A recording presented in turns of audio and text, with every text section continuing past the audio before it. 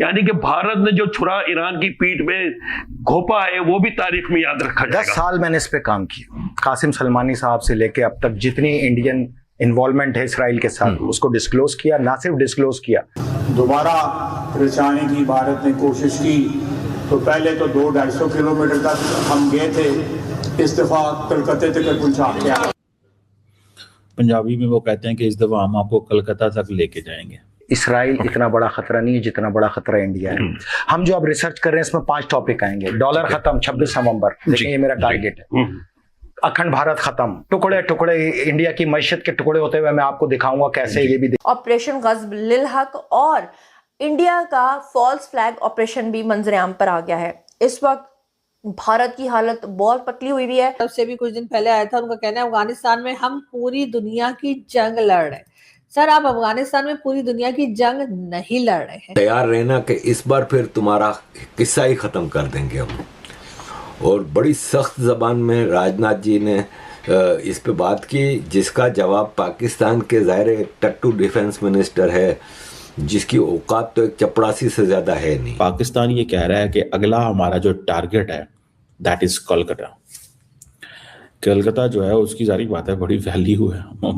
मुंबई जब से ये जंग जारी है उस दौरान पाकिस्तान की फौज को एक तरफ लगाने के लिए जनाब या तो अफगानिस्तान की तरफ से हमले शुरू हो जाते हैं या फिर इंडिया की तरफ से जो है वो फॉल्स फ्लैग ऑपरेशंस करने की कोशिश की जाती है। ग्रेटर इसराइल खत्म, पाकिस्तान का आलमी ताकत बनना, माशी ताकत पाकिस्तान से बड़ी दुनिया में कोई नहीं होनी, और ईरान रशिया चाइना ब्लॉक के साथ मारिज़े वजूद में आना। और ये मेरा आपसे वादा है, इससे पहले कि पाकिस्तान हमला करे तो इंडिया हमला करे, पाकिस्तान पहले ही हमला कर दे। अमेरिका के लिए लड़ रहे हैं क्योंकि इस वक्त डोनाल्ड ट्रंप यही चाहते हैं कि वो एक तरह से अफगानिस्तान में दोबारा जाना चाह रहे हैं। अमेरिका जो पहले निकल गया था वहां से, अफगानिस्तान में से। नमस्कार दोस्तों, पाकिस्तान के डिफेंस मिनिस्टर का कहना है कि इस बार वो कलकत्ता तक आएंगे।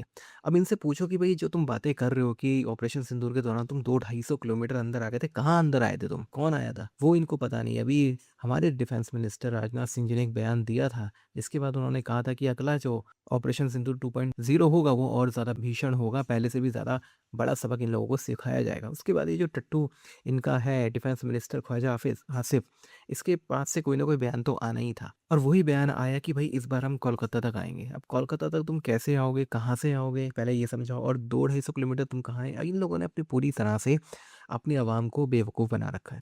राजनाथ सिंह जी ने इसलिए बयान दिया था क्योंकि अब बहुत सारी ऐसी न्यूज़ आने लगी है कि पाकिस्तान अपने आतंकवादी कैंपों को फिर से बना रहा है, वहाँ पे फिर से आतंकवादियों की ट्रेनिंग का काम शुरू हो रहा है, और अगर ऐसा हो रहा है तो दोबारा ये लोग भारत पे किसी ना किसी तरह का हमला करेंगे। और यही वजह थी कि लगातार इस तरह के बयान हमारी तरफ से लोगों ने दिए हैं, चाहे वो सेना के जनरल हो या फिर वो डिफेंस मिनिस्टर हो। इसलिए इस तरह की बात बोलनी पड़ती है, इनको समझाया जा रहा है कि भाई मान जाओ और किसी गलतफहमी में मत रहो, पर ये लोग मानने वाले नहीं हैं। आपको क्या लगता है कमेंट बॉक्स में ज़रूर लिखिएगा। वीडियो अच्छा लगे तो लाइक करें, शेयर करें, चैनल को सब्सक्राइब करना ना भूलें और बेल का आइकन प्रेस कर दें लेटेस्ट एंड फिक्शन ले। आइए आगे बढ़ते हैं इस वीडियो में। इतना ज्यादा पाकिस्तानी अब पाकिस्तान के इस रूलिंग ओलिगार्की से तंग आ गया है कि आसिम मुनीर को डर है कि उसके खिलाफ कहीं अब बगावत ना हो जाए, सड़कों पे लोग आके एक कैओस की सूरत ना आ जाए। उसका एक ही हल होता है कि इंडिया के खिलाफ जंग शुरू कर दो। इंडिया के खिलाफ जंग शुरू करोगे, सब पाक फौज जिंदाबाद आ जाएंगे सड़कों पे। तो भारत के डिफेंस मिनिस्टर राजनाथ जी ने कहा है कि अगर इस बार कोई ईरान वॉर के आड़ में आपने आके हमारे साथ कुछ किया तो इस बार फिर ऐसा होगा कि तुम लोगों ने सोचा भी नहीं होगा, ऐसा जवाब दिया जाएगा। और यह है कि तैयार रहना कि इस बार फिर तुम्हारा किस्सा ही ख़त्म कर देंगे हम। और बड़ी सख्त ज़बान में राजनाथ जी ने इस पे बात की, जिसका जवाब पाकिस्तान के ज़ाहिर एक टट्टू डिफेंस मिनिस्टर है जिसकी औकात तो एक चपड़ासी से ज़्यादा है नहीं। इस डिफेंस मिनिस्टर को हमने कभी भी आर्मी चीफ को कोई हिदायत देते हुए या कभी देखा नहीं है कि पाकिस्तान आर्मी चीफ कभी डिफेंस मिनिस्टर से कोई बात करने गया हो। वो तो प्राइम मिनिस्टर को अपनी जेब में रखता है, तो फिर डिफेंस मिनिस्टर की क्या औकात। तो डिफेंस मिनिस्टर ने धमकी का जवाब यह दिया है कि इंशाल्लाह अगर वो वापस ऐसी कोई गलती करेंगे तो हम इस बार 200-250 किलोमीटर तक नहीं, हम पूरे भारत में घुस जाएंगे। इनकी औकात तो मैं भारत के मुतल्लिक तो मैं यही कहूँगा, लेकिन इंशाल्लाह अगर उन्होंने दोबारा कोशिश की तो पहले से भी ज़्यादा जिल्लत उठाएंगे।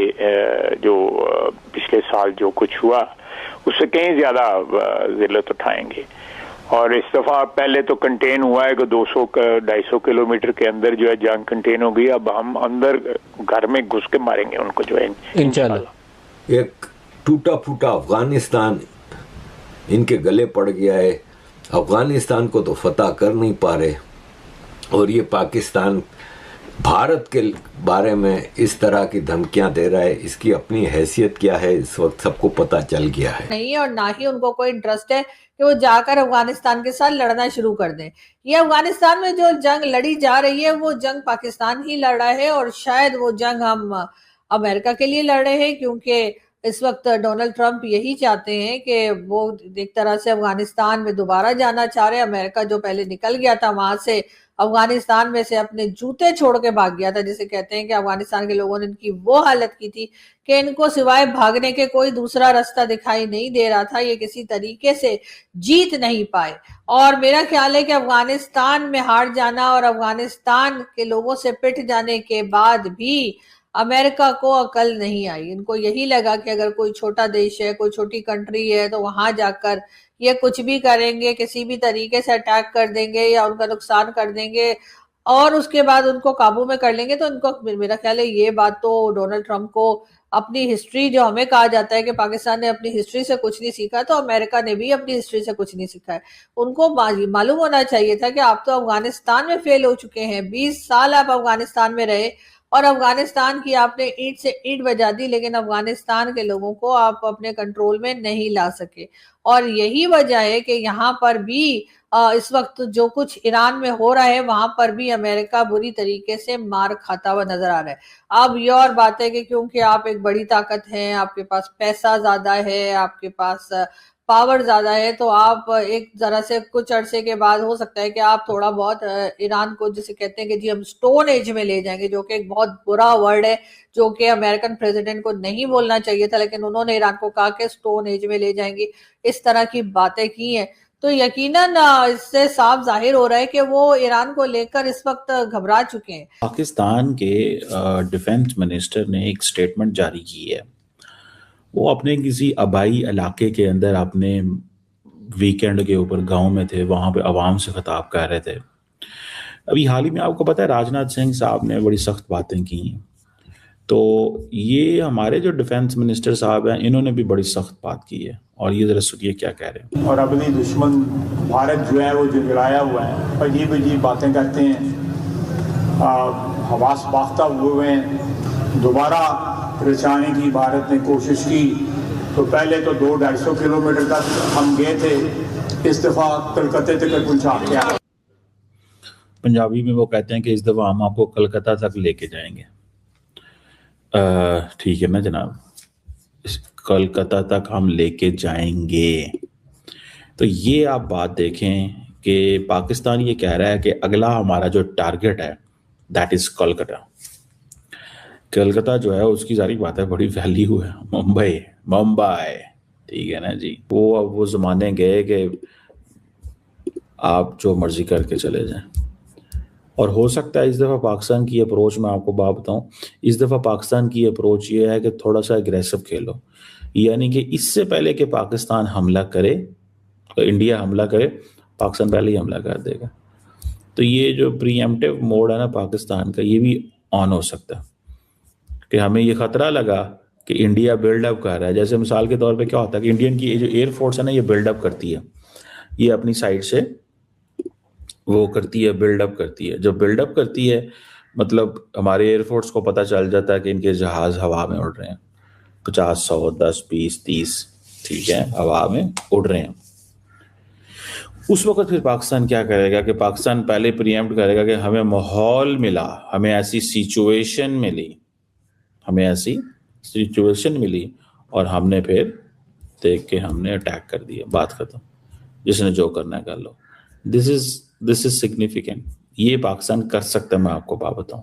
इस तरह की बातें होनी शुरू हो गई हैं, क्योंकि अब वो समझते हैं कि भाईजान अब हमारे पास रेंज तो है, तो हमने शुरू किया था थोड़े रेंज से पिछली दफ़ा 250 किलोमीटर से। इस दफ़ा हमने शुरू ही लंबा करना है, इस दफ़ा हमने शुरू ही लंबा करना है।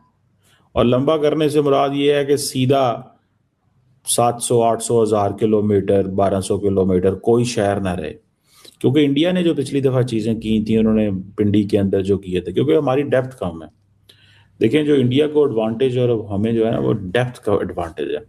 इंडिया की डेप्थ कम है, ज़्यादा, हमारी डेप्थ कम है।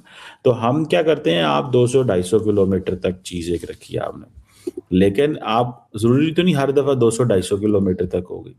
अगली दफ़ा पाकिस्तान जो है वो हो सकता है वो कहीं और ले जाए चीज़ों। तो ये प्राइम मिनिस्टर मोदी जो हैं, ये उन्होंने बेसिकली जो है वो माहौल बनाया है पाकिस्तान के अंदर, क्योंकि अच्छा 2 चीज़ें मैंने नोट की हैं। एक तो ये कि जंग जल्दी शुरू करो एंड जंग जल्दी ख़त्म करो, और उसका जो भी इम्पैक्ट मिले वो ले लो।